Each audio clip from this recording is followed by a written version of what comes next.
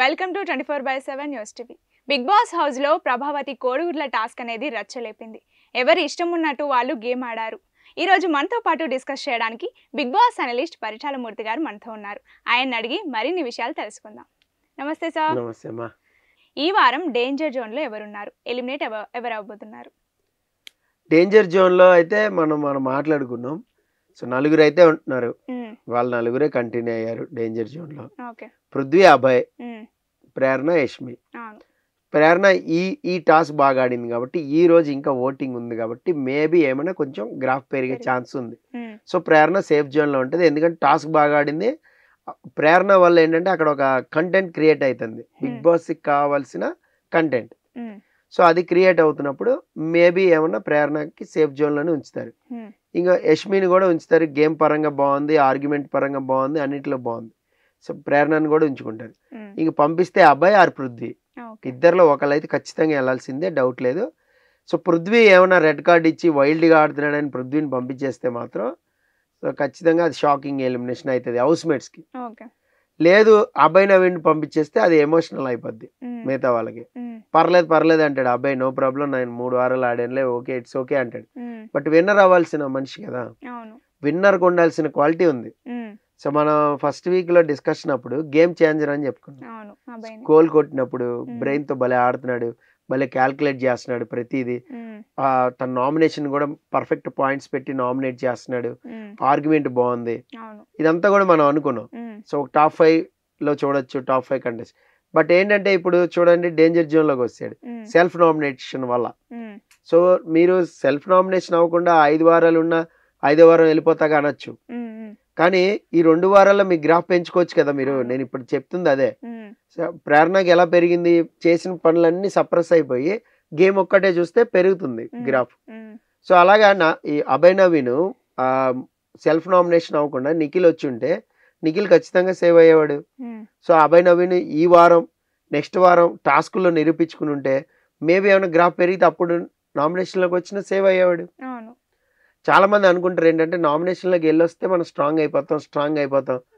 నామినేషన్లోకి వెళ్ళడం అంటే హౌస్ నుంచి బయటికి వెళ్ళిపోవడమే, దానికి సిద్ధమైపోవాలి బ్రెయిన్. ఇక్కడ నామినేషన్స్లో ఒకవేళ మనం ఉన్నాము అంటే మన పర్ఫార్మెన్స్ బాగుండాలి, అప్పుడే మనం సేవ్ అవుతాం. మన పర్ఫార్మెన్స్ని చూపిస్తూ ఆడియన్స్కి అప్పటికప్పుడు గుర్తు చేస్తూ ముందుకెళ్తూ ఉండాలా. నేను ఆ టాస్క్లో బాగా ఆడలేదా, నేను ఈ టాస్క్లో బాగాలేదని నామినేషన్ అప్పుడు చెప్పాలా. హర్యానా అలాగే చేసింది, టాప్ 5కి పోయింది. హారిక అలాగే చేసింది, టాప్ 5కి పోయింది. సో నేను ఎందుకంటున్నానంటే ఇది మిగతా గేమర్స్ అందరు కూడా అలాగే ఉంటారు. మనకంటే చూడండి ఛాన్స్ దొరికితే గుర్తు చేస్తా ఉన్నాడు. ఇప్పుడు మొన్న ఛాన్స్ దొరికింది గుర్తు చేశాడు. ఒక టాస్క్ని తనకి అడ్వాంటేజ్గా తీసుకున్నాడు, ఒక ఇద్దరు గొడవని తనకి అడ్వాంటేజ్గా మలుచుకున్నాడు. ఇక్కడ ఖచ్చితంగా ప్రేరణ తప్పు ఉంది. ప్రేరణతో మాట్లాడితే ప్రేరణ ట్రిగ్గర్ అవుతుంది, మనల్ని నడుస్తుంది. మేబీ హిస్ గేమ్ ప్లాన్ అయితే మాత్రం అతను గేమరే, హీట్ ఆఫ్ ది మూమెంట్లో వస్తే దట్స్ ఓకే. బట్ ఇక్కడ కోడిగుడ్ల టాస్క్లో పడిపోయినట్టు నటించి ముందుకెళ్ళి మళ్ళీ ఏడ్చి వచ్చి గేమ్లో ఆడి అభయ్ నవీన్ కూర్చుంటే అలా ఎలా కూర్చుంటూ నువ్వు గేమ్ ఆడాలి, నువ్వు ప్రొటెక్ట్ చేసుకోవాలని చీఫ్ అయినా సరే లెక్క చేయకుండా మాట్లాడి ఇదంతా గేమ్ ప్లాన్ అనుకోండి. సూపరు మనోడు, అంటే ఆ రకమైన గేమ్ ప్లాన్ చేయగలిగాడు. అట్లీస్ట్ టాస్క్లో తను ఎంత ఆడతాడు, తను పాపం ఇలా లాగే అవతల పడేసి నిఖిల్. వాళ్ళిద్దరికి ఆర్గ్యుమెంట్ కూడా అయింది, అన్నా నువ్వు ఏందన్నా ఇట్లా పడేసి ఏడ్చిండు, కౌగిలించుకున్నాడు కూడా. సో మనం చూసాము అదంతా కూడా. సో అలాంటి ఒక పర్సన్ తనకి అడ్వాంటేజ్గా ఎలా తీసుకున్నాడు. అలాగే మిగతా వాళ్ళు కూడా ఇప్పుడు ప్రేరణ ఉంది, మైనస్ అయినా కూడా 2-3 ఇన్సిడెంట్లలో తను ఎలా మలుచుకుంది. యష్మి స్టార్ట్అప్ అంతా కొంచెం నెగిటివిటీగానే స్టార్ట్అప్ అయింది ఫస్ట్ సెకండ్ వీక్. ఈ టాస్క్ వచ్చేసరికి కొద్దిగా గొప్ప పెరిగింది, భలే ఆడిందబ్బా, ఆడపుల్లు అంటే వాళ్ళు కాదు అని క్లియర్గా చెప్తున్నారు ఇప్పుడు ఆడియన్స్ అందరూ కూడా ఇటు సైడ్ వచ్చారు బికాస్ ఆఫ్ టాస్క్ వల్ల. అలాగే ఇంకొక టాస్క్ పడచ్చు నెక్స్ట్ వీక్, అప్పుడు అభయ్ నవీన్కి గ్రాఫ్ పెరగచ్చు కదా.